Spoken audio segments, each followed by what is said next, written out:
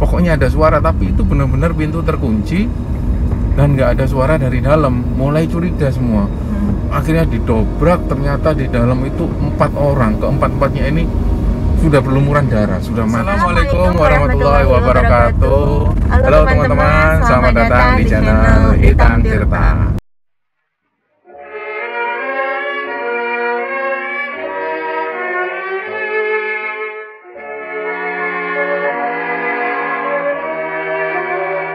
Oke guys, seperti biasanya kita sore-sore biasanya kita jalan-jalan, cari jajanan, cari buah-buahan, Ngabuburit. ngabuburit.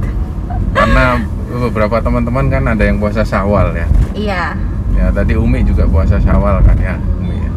iya betul. Umi itu ibuku ya. Ibuku juga. Oh iya, manggilnya kan kalau aku kan manggilnya Umi, kamu kan manggil ibumu. Umi juga. Enggak, maksudnya kamu manggil ibumu ibu kan. Iya, aku kan ngomongin Umi. Iya, tapi kamu manggil Umi ya Umi lah. Iya. Jadi guys, mumpung kita lagi jalan, kita ini pengennya ngevlog sih. Ngevlog, tapi bingung mau ngevlog apa ya Bu ya. Jadi barusan kita itu ngelewatin ada rumah di sini tuh, rumah terbengkalai bisa dibilang gitu ya Bu ya. Iya. Karena apa itu terbengkalai? Dengar-dengar, ya bukan dengar-dengar sih, di berita juga udah ada beritanya. Rumahnya itu bekas rumah pembantaian. Pengen tahu ceritanya? Ya, kamu yang cerita. Pengen tahu ceritanya? Coba kamu yang cerita, coba. Sama yang jago cerita aja. Enggak, kamu yang cerita. Enggak lah Bu, yang kamu. Berarti kamu aja. benar-benar nggak ngerti itu rumah itu kenapa terbengkalai, nggak ngerti. Enggak. Emang nggak ngikutin sih, emang nggak tahu karena rumahku dulu emang jauh dari rumah ini dan nggak ngikutin beritanya juga. Tapi kamu ngerti rumah itu terbengkalai, sekarang ngerti? Dan baru tahu setelah dikasih tahu sama Buya. Loh, kamu ngerti nggak rumah itu sering dijadikan tempat-tempat explore kalau anak-anak konten kreator horor yang kayak telusur-telusur sebenarnya itu nggak pernah? Belum tahu. Sering kok muncul di YouTube itu. Iya, tapi nggak pernah Belum. ngikutin, nggak. Nah, jadi itu awalnya kenapa sampai rumah itu terbengkalai. Di tahun 2000 berapa itu aku lupa, 2000 berapa lah, pokoknya 2000-an lah. Itu pernah ada satu kejadian pembunuhan di situ. Nah, ternyata yang bunuh itu adalah kepala keluarganya, gitu loh. Jadi gini ya, ada laki-laki ini suaminya, dia usianya 37 tahun. Di situ ada istrinya juga usianya 36 tahun. Ada anaknya yang masih kecil, usianya 5 tahun, dan yang kecil lagi 3 tahun, anaknya 2. Nah itu dibantai semua sama bapaknya. Terakhir bapaknya sendiri yang bunuh diri. Nah di rumah itu sekitar tahun 2000-an lebih lah. Jadi kebiasaannya, ini cerita dari itu ya, dari pembantunya yang dimintai kesaksian oleh polisi kan. Jadi keseharian laki-laki ini atau kepala keluarga ini, dia kerja di satu perusahaan, tapi dia juga punya bisnis roti gitu loh. Adalah ada satu brand roti yang terkenal lah di sini. Dia punya beberapa karyawan yang memang dipekerjakan di situ, ya tidur situ juga. Jadi setiap pagi itu keliling, rotinya itu keliling. Nah setiap pagi biasanya sekitar jam 5, jam setengah 6 pagi itu si bapak ini itu biasanya sudah bagi-bagi uang ke karyawannya, maksudnya untuk uang ongkos lah, ongkos jalan gitu. Nah pagi itu pembantunya itu bingung, salah satu pembantunya yang perempuan itu kok belum bangun. Bapak biasanya jam segini sudah bangun, sudah ngasih uang ke karyawan-karyawannya supaya yang jual roti ini jalan. Tapi kok sampai jam setengah 6 lebih kok belum jalan, nggak biasanya kayak gitu. Akhirnya pembantu ini coba ngetuk pintu kamarnya, ternyata nggak ada suara dari dalam. Diketuk terus, akhirnya mulai nggak enak dia. Satu pembantu ini mulai nggak enak, terus dia coba bangunkan pegawai yang lain, terutama yang laki-laki.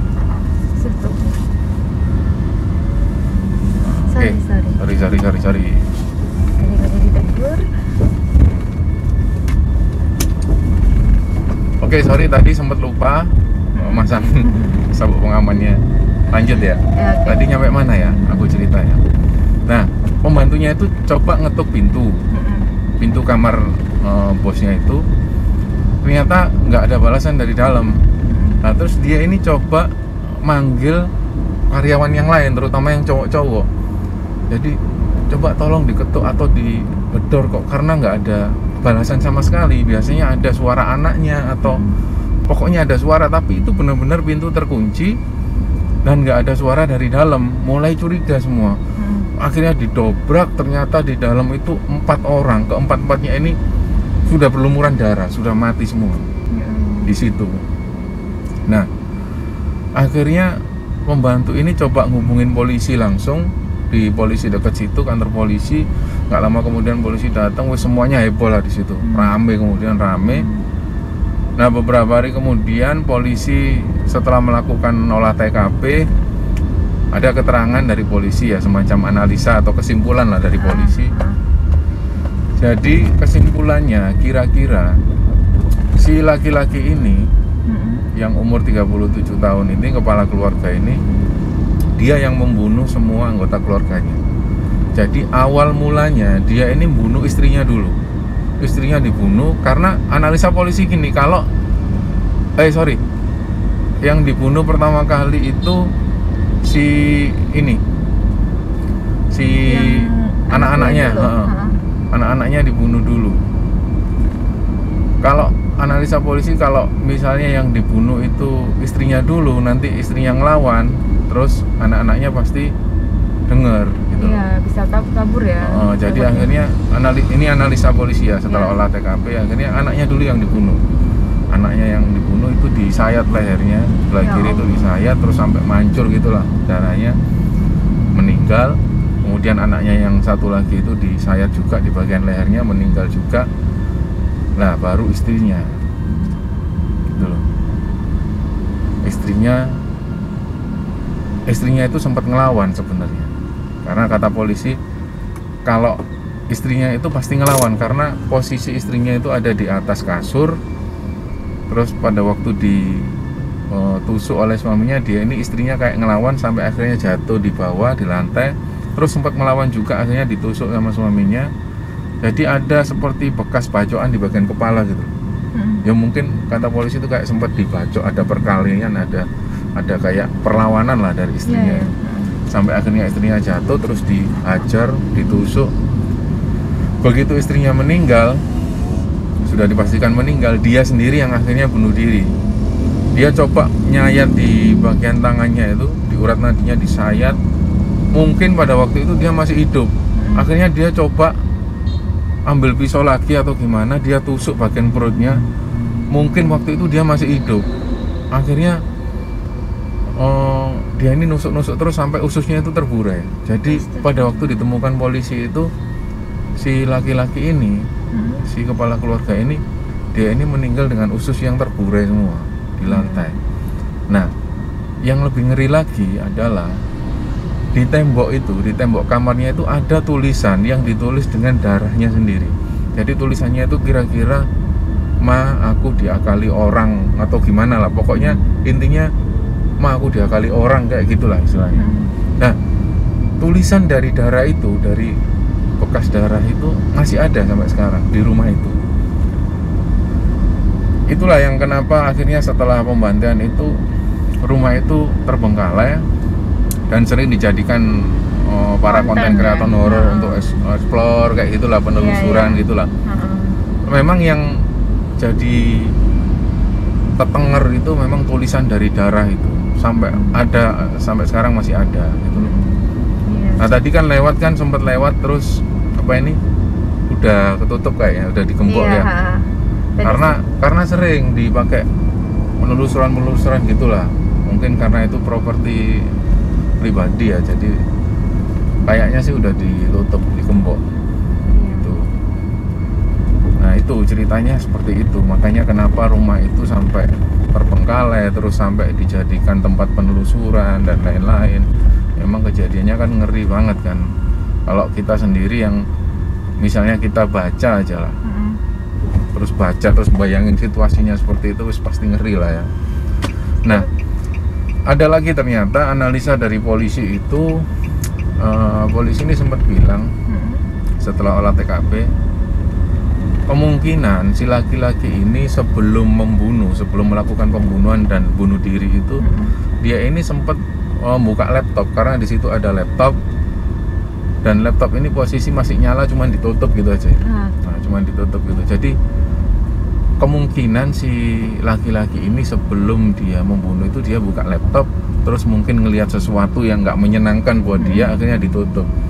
Nah, muncullah analisa lagi baru bahwa si laki-laki ini kalah di permainan, apa ini, bukan mainan ya, apa namanya, trading. Kayak trading gitu.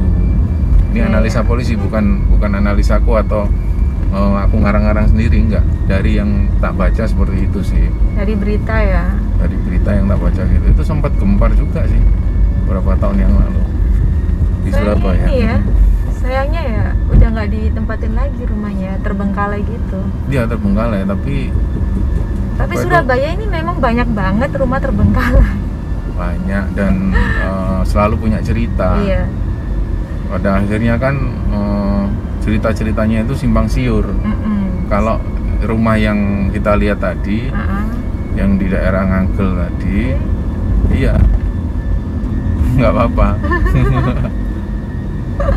Kayak rumah tadi itu memang ceritanya memang beredarnya seperti itu. Memang udah ada di berita juga udah kan ada di ya, berita, jadi nggak ngarang-ngarang. Iya, gitu. Kayak misalnya bahkan disebutkan, maksudnya alamatnya di sini, terus namanya ini yang laki-laki, namanya yang perempuan ini, anaknya ini namanya, terus dimakamkan. Nah, waktu dimakamkan itu sama keluarganya yang dari luar kota, itu dimakamkan di luar kota, nggak di Surabaya. Jadi suami istri ini dimakamkan di satu liang lahat. Terus kedua anaknya juga dimakamkan di satu liang lahat. Kenapa begitu, Bu ya? Nggak tahu. Ya mungkin ya kenapa kok dimakamkan. Ya mungkin keinginan dari keluarga sih. Mungkin keinginan dari keluarga. Ya ada berita yang bilang kalau ya kemauan dari keluarga lah. Intinya seperti itulah, dari keluarga korban seperti itu. Nah, si keluarga ini, termasuk suami istri ini, memang apa ya, terkenal baik kok orangnya. Keterangan dari karyawan-karyawannya semua itu, suami istri ini baik. Kalau bahasa Jawanya itu loman, sering ngasih ke karyawannya, royal, sering ngasih. Kalau ada karyawan yang butuh apa-apa, kalau dia bilang gitu aja mesti dibantu. Itu loh, itu keterangan dari karyawan-karyawan yang terutama yang tinggal di situ. Jadi yang tinggal di rumah itu, yang tidur di situ juga lumayan banyak, ada sekitar 3-4 orang lah, termasuk pembantunya. Nah, ternyata si laki-laki ini yang membunuh keluarganya itu, dia itu sempat bilang ke atasannya, ke bosnya, karena dia juga kerja di perusahaan kan. Dia ini sempat bilang beberapa waktu sebelum dia meninggal itu, dia sempat bilang, istilahnya sambat, mengeluh ke atasannya itu, kalau dia lagi ada masalah. Dia sempat bilang ke bosnya itu, aku lagi ada masalah, Pak. Masalah apa? Cerita aja. Nah, dia nggak mau cerita, terus belum sempat cerita ya dapat kabar bahwa dia bunuh keluarganya sendiri, terus dia bunuh diri itu. Ya, ngeri kan?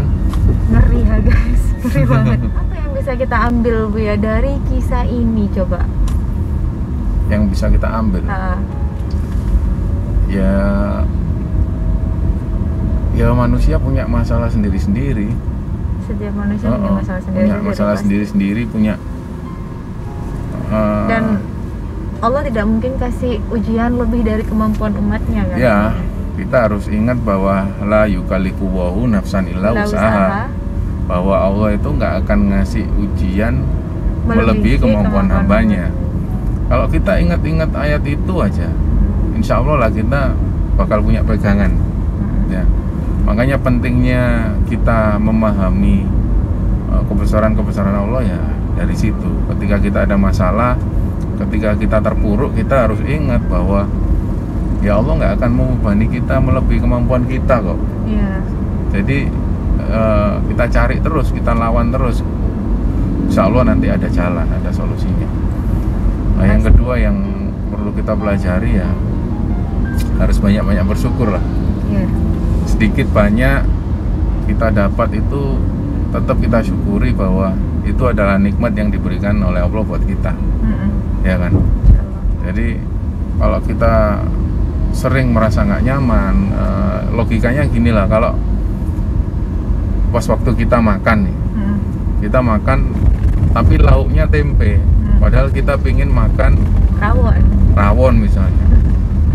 Lah nggak bisa kita pas makan tempe itu sambil bayangin rawon, kita nggak bakal dapat semua. Makan tempe nggak terasa nikmat karena pikiran kita bayangin rawon juga nggak bisa kita makan karena cuman ada di bayang-bayang. Tapi seandainya kita balik pas kita makan tempe, kita nikmati betul dengan pas lapar itu. Orang kalau lapar itu kan makan apa aja jadi enak. Tempe yang hangat dengan nasi yang hangat itu nikmat sekali. Nah, kita fokus di situ, kita syukuri ini tempe yang nikmat sekali dengan nasi yang hangat, kita bakal nikmat. Jadi kita bisa menikmati betul apa yang ada di depan kita. Jadi bukan membayangkan yang lain atau memikirkan sesuatu yang lain seperti rawon tadi. Jadi rezeki yang kita dapat hari ini itu, ya itulah yang bisa kita syukuri. Ya itulah ya ceritanya. Jadi itu tadi kita ngulik sedikit soal rumah bekas pembunuhan yang ada di Surabaya. Sebenarnya banyak sekali rumah-rumah bekas pembunuhan atau rumah bekas penganiayaan dan punya cerita sendiri-sendiri. Nantilah kalau kapan-kapan ada kesempatan kita coba cerita lagi ya. Nah, yuk, sementara itu dulu. Terima kasih sudah menonton video kami. Sampai ketemu di vlog selanjutnya. Terima kasih. Wassalamualaikum warahmatullahi wabarakatuh.